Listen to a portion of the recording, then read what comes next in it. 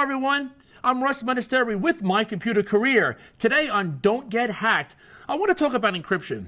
Encryption is a method used to protect company assets from unauthorized users with the use of complex mathematical algorithms. An example of encryption is this. Say, for example, you go to your bank's website and you have to put in your username and password to obviously log in. Well, as soon as you click go, that information has to go someplace. That information is going to a back-end server over the wire or over the internet.